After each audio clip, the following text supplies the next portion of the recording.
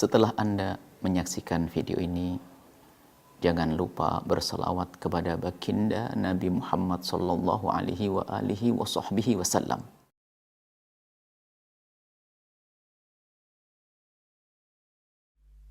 Assalamualaikum warahmatullahi wabarakatuh. Alhamdulillahi 'allama al-insana ma lam ya'lam. Wassalatullahi wassalamu ala akrami muallimin habibina sayyidina Muhammadin al-mab'uthi mualliman wa ala alihi wa ashabihi wa tabi'ina lahum bi ihsanin ila yaumiddin. Allahumma ya rabbana arzuqna tawbata qabla al-maut wasyahadata 'inda al-maut wal jannata ba'da al-maut, amma ba'd. Yang sangat kami cintai para santri dimanapun kalian berada,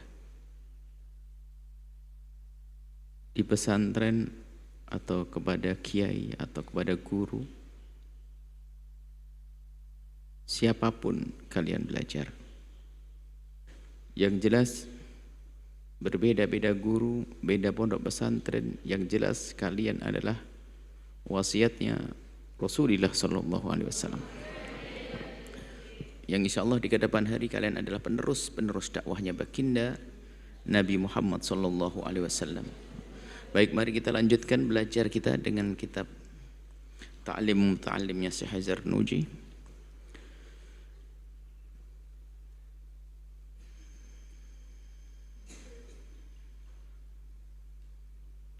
Termasuk hal-hal yang menjadikan sebab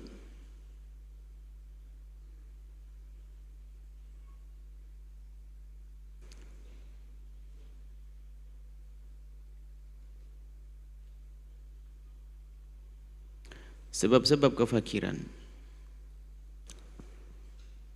Sebab-sebab kefakiran. Fakir dan kaya memang sudah ditentukan oleh Allah. Akan tapi seseorang mengambil sebab juga ketentuan dari Allah.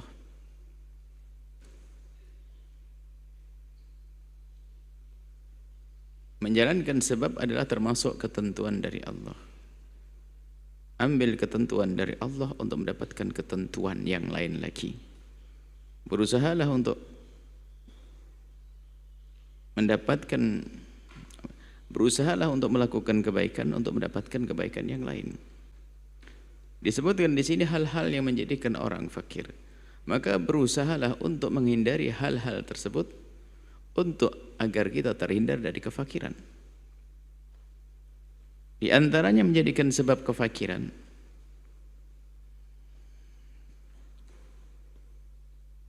adalah wattahawunu bis sholati, ngentengin salat. Ngentengin salat. Apalagi sampai meninggalkan sholat. Mungkin ada yang terlintas selalu berkata, itu tetangga saya nggak pernah sholat, kenapa kaya raya dia?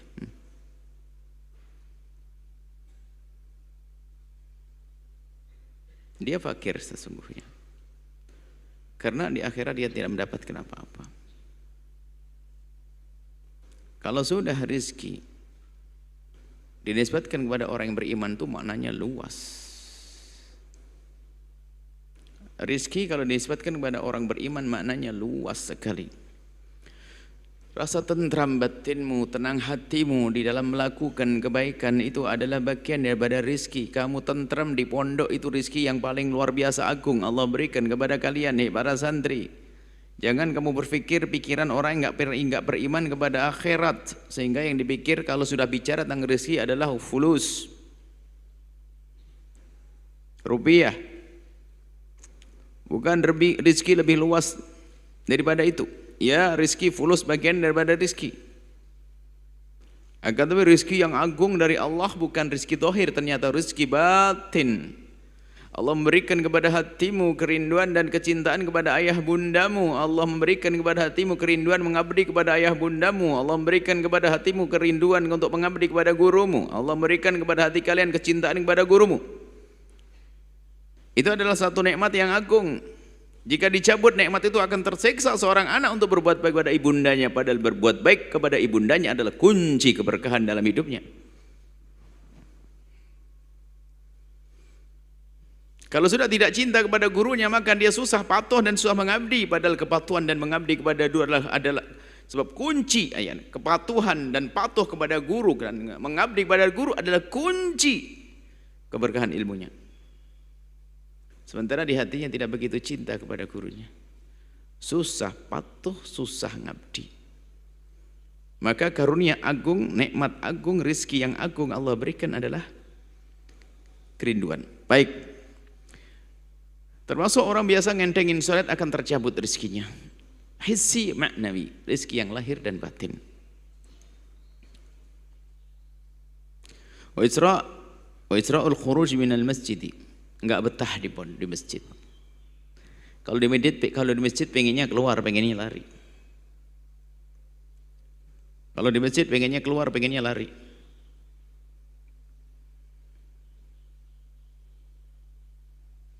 Ba'da sholatil fajr, setelah sholat subuh.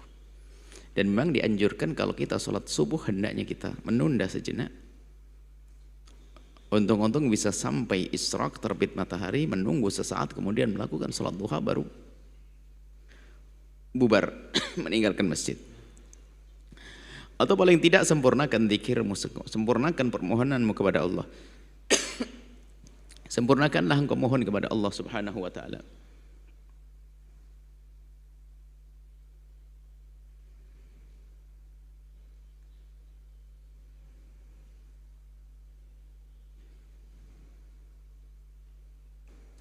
Ya. Jadi kita menyempurnakan ibadah zikirnya, mohon kepada Allah Subhanahu wa taala saat itu. Itu mengundang rezeki. Mengundang rezeki.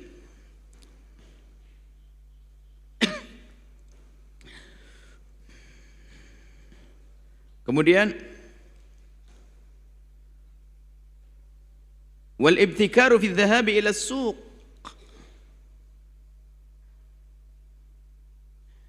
pergi ke pasar nih, waduh, semangat. Memang kita mencari rezeki dianjurkan, akan tapi kalau sampai ini ibtikar ini adalah bukan orang, ada imbangannya ini antara sholat subuh dengan ibtikar, ini hendaknya digabung.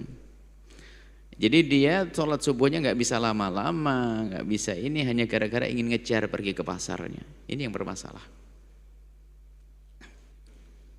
Nah, pergi ke pasar ya, tapi ingat subuh, sholat fajar, jangan buru-buru ditinggalkan sholat subuhnya. Mungkin ada yang bertanya, bagaimana kerjaan saya di pasar? Sama, sholat subuh jangan ditinggalkan. Kalau seandainya mungkin karena tuntutan pekerjaanmu harus berada di pasar sebelum subuh, maka jadikanlah pasarmu tempat untuk iktikaf. Iktikaf lughatan, bukan iktikaf syar'an. Iktikaf maknanya apa? Biarpun kamu berada di pasar, tapi jangan lupa lisanmu berzikir kepada Allah. Sebisa mungkin dihindari. Selagi bekerja tanpa harus ngomong, jangan ngomong. Gunakan untuk berzikir. Gunakan untuk berzikir.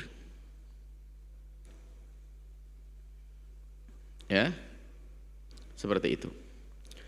Menyebut nama Allah agar kita bisa menggabungkan. Saya harus pergi ke pasar awal waktu karena urusan jualan saya. Mungkin jualan sayur harus pagi-pagi. Tapi bagaimana aku bisa menjaga subuh? Jaga subuhmu.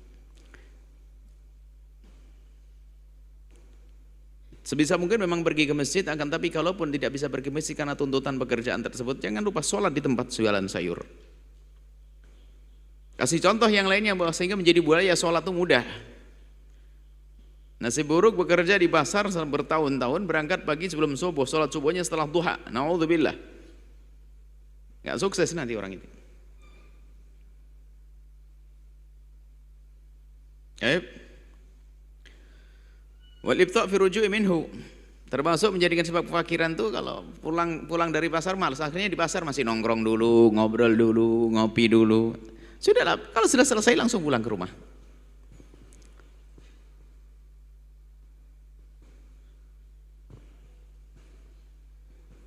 Sebaik-baik tempat adalah masjid.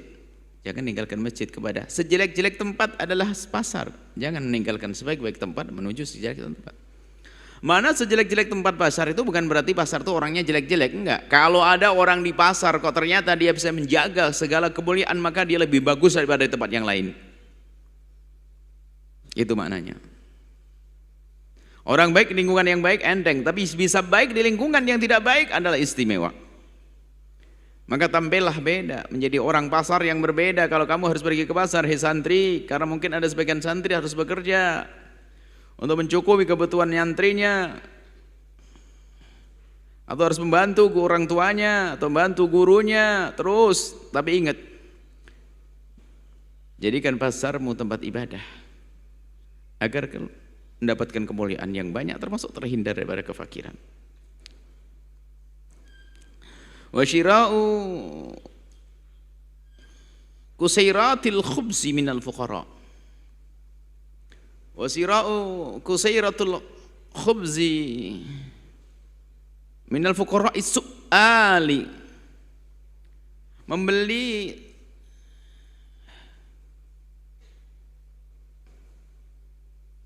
kusairat itu adalah kalau kita jualan roti, kalau kita buka roti di kaleng, roti yang utuh-utuh kita makan, sisanya itu apa namanya? Pecahan-pecahannya itu. Tidak tahu bahasa. Remah terlalu kecil agak. Pokoknya ya sudah. Roti-roti yang rusak, kubu-kubu rusak. Nah ini, membeli kusairatul khubzi minal fuqara ini menjadikan sebab kefakirannya. Ini loh ya. Orang fakir biasanya nggak bisa mendapatkan. Orang fakir itu untuk beli roti yang bagus nggak bisa. Bisanya dapat roti-roti yang potong-potongan. Kalau beri ke pasar pun milih yang sudah KW berapa itu, yang sudah bukan yang nomor 1, yang paling murah. Oh ini hancur, tadi jatuh hancur, nggak apa-apa, saya beli. Fakir. Kalau harga yang asli bagus tuh harganya 10.000, ini gara-gara jatuh pecah rotinya di diskon 5.000, dia milih 5.000. Dan itu cerdas karena pun nanti masuk perut juga dihancurin kan. Daripada 5.000 dibuang-buang. Cuman sebetulnya pilihan ini adalah karena kemampuan dia, si fakir. Nah, kita membeli dari orang fakir seperti itu. Cuman sebagian memaknai nggak begitu, kalau itu kan nolong, dia mungkin jual orang fakir ngumpulin roti untuk dijual. Kita membelinya dapat duit ya. Mungkin maknanya begini, kok pelit amat kamu itu, roti begitu aja masih kamu beli, kasih aja duit, kamu beli yang bagus. Atau bisa dia maknanya benih syira' di sini ada jual. Syira' itu jual maknanya. Itu lebih tepat kalau dikatakan syira' itu kan secara bahasa jual-jual, syira'. Syira' itu kusairat, menjual rempah, meremah-remah, recek-rencekan bahasa Jawanya itu. Hah? Oh, sudah sisa kue-kue sisa masih dijual pada orang fakir. Kau ini orang kaya pelit banget itu. Kasihkan sana. Masih dijual. Nah itu lebih cepat maknanya. Subhanallah. Dia punya roti yang bagus, punya makanan yang bagus. Bukan roti, ini roti sebagai contoh saja. Makanan bagus kita sudah mulai hancur-hancur ini. Biarpun nanti setelah dia memberikan yang hancur-hancur, jasulnya harus main dulu dong ngasih. Mintanya hancur, ngasihnya hancur, mintanya gede pahalanya. Ini pelit lagi tuh.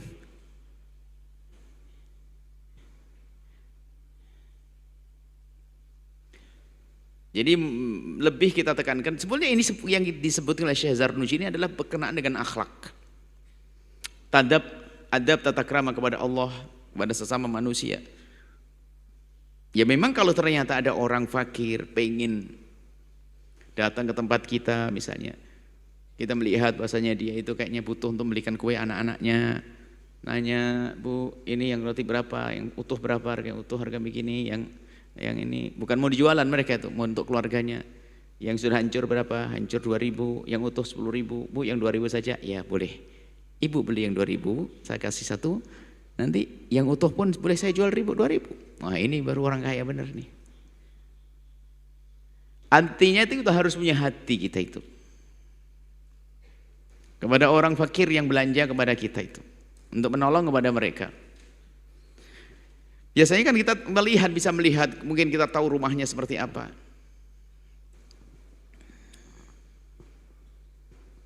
Kita tahu anaknya 5. Kemudian beli telur 2 sama tepungnya, itu ngepres sekali. Duitnya pun dihitung nggak cukup. Cukup enggak Bu? Cukup. Kita sebagai penjual sadar, Masya Allah. Ini orang fakir, anaknya 5, beli telur 2, sampai tepung. Itu pun hidupnya duitnya receh. Hidupkan hati kita untuk bisa membantu siapapun. Baik. Wa du'a'u syarri 'alal waladi. Allah, doakan jelek kepada anak menjadikan sebab kefakiran. Bukan fakir hissi, maknawi. Anaknya pun bisa jadi jelek itu gara-gara doain jelek kepada sang anak.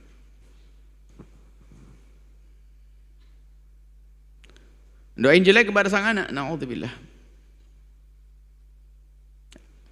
Seorang tua jangan biasa doain jelek kepada sang. Kalaupun harus marahlah dengan kalimat yang baik. Marah dengan kalimat yang baik itu penting. Kalau marah orang Arab itu ada kalimat mendoakan. Jadi kalau kalian ke Arab, para santri, ada kalau orang marah kepada orang lain, ibu marah kepada anaknya itu adalah dengan menyebut Allah yahdik. Artinya Allah, semoga Allah yahdika, memberikan petunjuk kepadamu. Allah yahdik, matanya melotot, berarti doain. Marah dia, Allah yahdik. Makanya jangan sekali-kali kamu di Arab ngomong sama orang Arab bilang Allah yahdik, itu berarti kamu marah, kurang ajar jadinya. Padahal isinya doa. Cuman pun demikian, budaya mendoakan merubah kalimat kotor menjadi kalimat baik. Ya. Kamu ke orang Arab tujuh Allah yahdik, wah kamu bisa ditempeleng nanti. Allah yahdik, kan didoain sebetulnya maknanya. Ya kalimat itu sebetulnya ya tinggal kapan dia mengucapkannya itu akan menjadi sebuah amarah. Panci itu kan biasa. Panci. Ya? Tahu panci? Tapi kalau ngadep rumah mukanya orang dasar panci itu gimana kira-kira? Ya gak enak kan? Cuman paling tidak kita itu biarpun kita mungkin bisa kedatangan amarah, tolong ucapannya yang baik. Allah yahdik.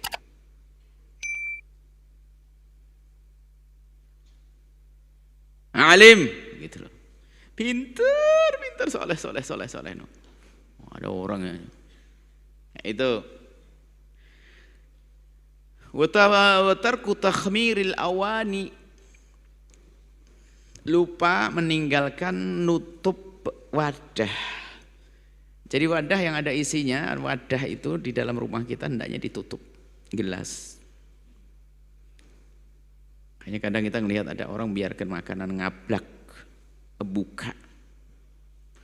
Di samping itu kotor tapi ada sir. Bahkan disebutkan ada setiap malam itu ada satu saat Allah menurunkan penyakit gitu.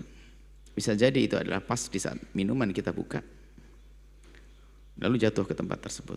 Mungkin itu riwayat Allah. Yang jelas begitulah dikatakan oleh para ulama. Paling tidak ini adalah untuk jaga kebersihan. Kalau minuman, kalau tidak ada tutup dikasih kayu, kemarin sudah dibahas. Kasih kayu apa saja dimasukkan atau sendok. Wa itfa'u siraju bin nafasi. Ini orang zaman dulu. Matikan lampu keplek. Lampu ini pakai nafas, pakai niup. Ini kebayang di kampung dulu kalau kita masih pakai lampu. Kalian kayaknya tidak banyak mengetahui kehidupan yang indah pada zaman dulu tuh. Kalian sudah pada modern ya nggak tahu lampu keplek itu. Aroma bau minyak tanah itu sambil belajar.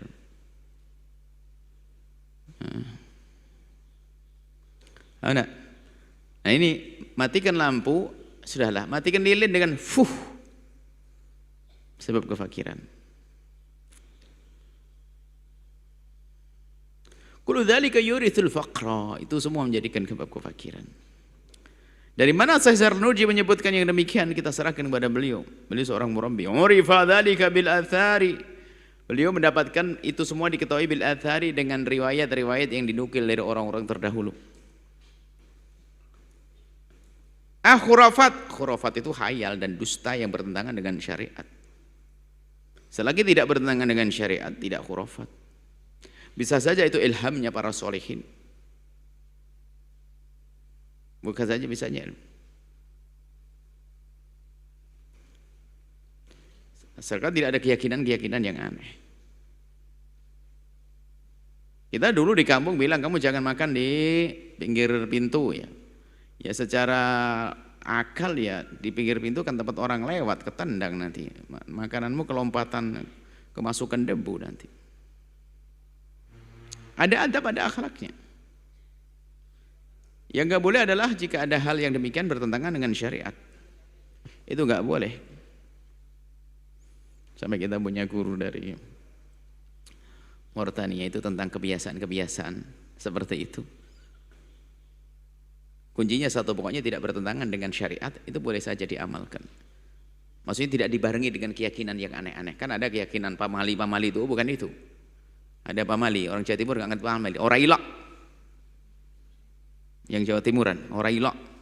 Kalau sini pamali. Tidak etis. Karena ada keyakinan. Kalau sekedar hal yang biasa, seperti tadi. Jangan ninggalin sampah di malam hari. Kalau di sini kan pamali. Ya, Jawa Timur orang ilok. Bahasa Indonesianya nggak pantas deh. Ya, ini secara akal nggak, ya sah-sah saja, nggak bertentangan dengan syariat. Itu boleh. Kita patuhi, kita dengar juga boleh. Demi kebaikan juga.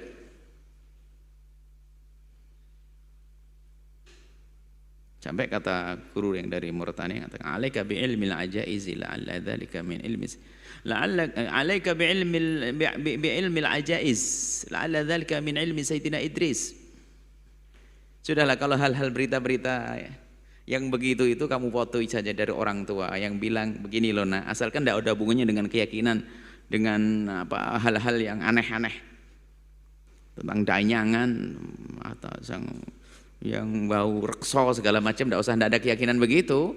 Itu adalah lakukan saja. La'alla dzalika min ilmi Sayyidina Idris, bisa jadi itu ilmunya Nabi Idris yang turun ke kita. Artinya apa? Segala kebiasaan di rumah itu kalau tidak bertentangan dengan syariat dan ada maslahatnya, kemudian tidak dinisbatkan kepada Nabi, tidak dusta atas nama Nabi, sah-sah saja. Yang nggak boleh berdoa atas Nabi. Nabi melarang kita meninggalkan sampah di rumah di malam hari. Oh, dusta atas nama Nabi. Nggak ada itu. Jadi kebiasaan-kebiasaan yang baik boleh saja kita ikuti dan kita percaya. Kebiasaan ini kebiasaan baik semuanya ini. Bayangin sampah ditinggal di malam hari begitu. Makanan nggak ditutup. Makan di pinggir pintu. Lengkap semuanya, bayangin. Siapa mau ngambil menantu dia? Makannya di pinggir pintu. Sampahnya nggak pernah ini, terus nggak lengkap tadi. Makanannya ngablak setiap hari. Siapa mau ngambil menantu dia? Ya jelek nih, akhlak. Baik.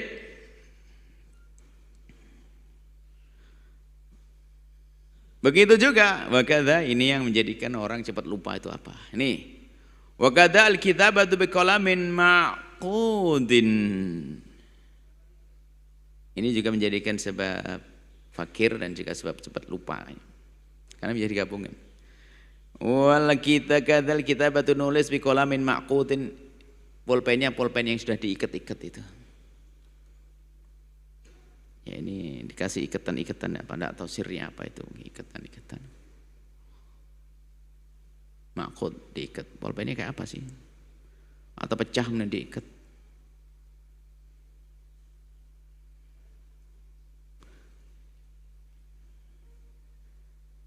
Mungkin bisa diterjemahkan, pulpennya sudah nggak normal,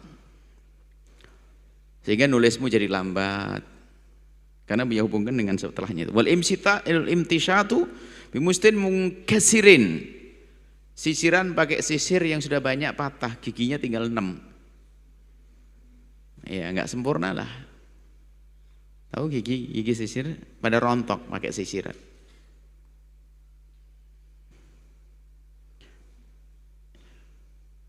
Nah, ini wallah alam, kita serahkan Syekh Sarnuji. Atau mungkin bisa dikatakan bahasanya yang sisiran begitu ya sudah fakir dia, tidak punya sisir yang lain lagi. Sudah, banyak kalau sisirannya. Cuman mungkin ada berkata, saya tidak punya sisir kecuali ini. Ya sudah, lain cerita. Darurat, enggak haram kok. Selagi masih ada dihindari.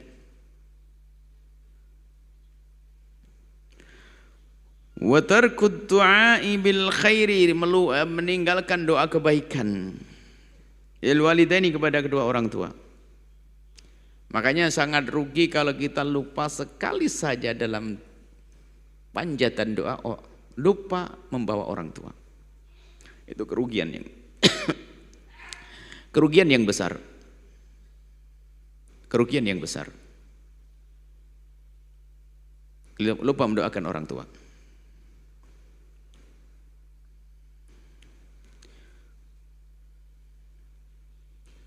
Wa ta'ammumu qa'idan, pakai imamah duduk. Wa tasarwulu qa'iman, pakai celana berdiri. Ini sebetulnya kan bukan sekedar masalah sir di balik itu, tapi bang susah pakai celana duduk itu enggak enak. Atau selama berdiri itu syarot jatuh.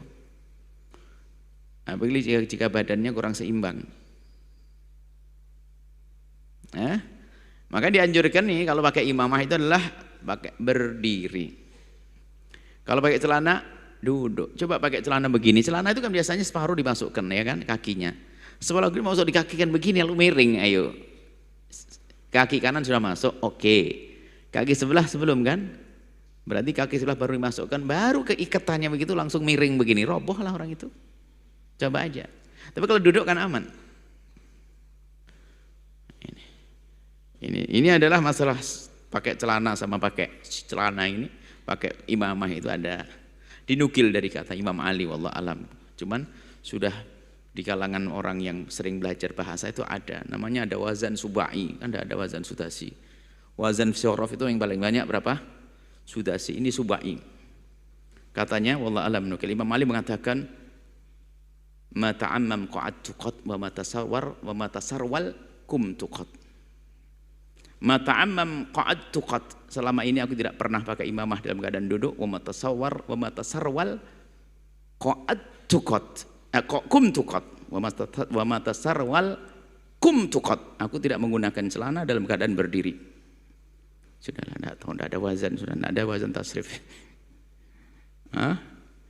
Mata'ammam qa'ad tuqat wa matasarwal kum tuqat. Sudah lah, tidak jadi kaidah. Cuman biasanya santri seneng yang aneh-aneh begitu, saya tak kasih yang aneh-aneh gitu. Cuman tidak pakai nih, dia ente cari di bab fikih juga nggak ada, bab tafsir nggak ada, tidak tahu Buya Desli dapat dari mana juga. Pokoknya ada. Ini katanya wazan subai dinukil dari Imam Ali.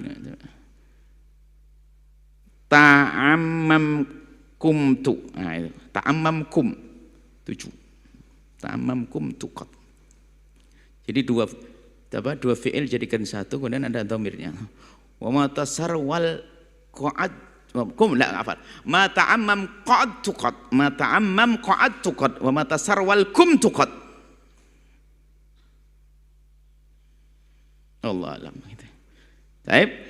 Artinya apa? Aku, kata Imam Ali, aku tidak pernah pakai imamah dalam keadaan duduk, dan aku tidak pernah pakai celana dalam keadaan berdiri. Selesai sampai di sini, kita lanjutkan pada pertemuan yang akan datang. Masya Allah. Para santri, insya Allah ya, bismillah. Salam ta'zim kepada guru-gurumu. Yang istiqomah kalau ngaji. Kemarin ngaji, sekarang enggak. Sekarang ngaji, kemarin enggak. Yang istiqomah, ilmu itu ada kesinambungan. Dan yakin nih, Syekh Darnusi ini telah menjadi orang besar. Ribuan orang menjadi orang besar gara-gara belajar kitab ini dulu. Adab tata keramanya. Kalau ternyata ada hal-hal yang misalnya kita sebutkan kemarin, kita jelaskan, ternyata masalah hadis-hadisnya, ya sudah kamu tinggalkan saja. Ada kitab berkah itu seperti ini. Ada kitab berkah yang unik itu, berkah seperti kitab Jurumiyah itu berkah banget. Kayak kitab ta'lim berkah banget. Ya.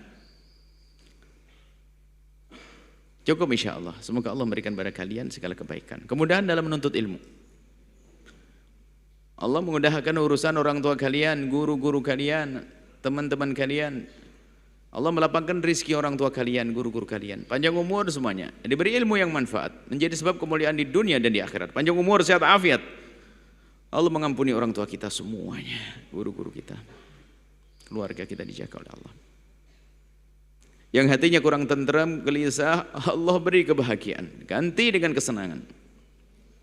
Yang sudah senang tambah senang. Yang sakit beri kesembuhan. Sakit fisik, sakit batin, sakit lahir. Allah beri kesehatan lahir batin. Panjang umur, sehat, afiat dunia. Bahagia dunia akhirat berkat Sayyidina Muhammad. Al-Fatihah.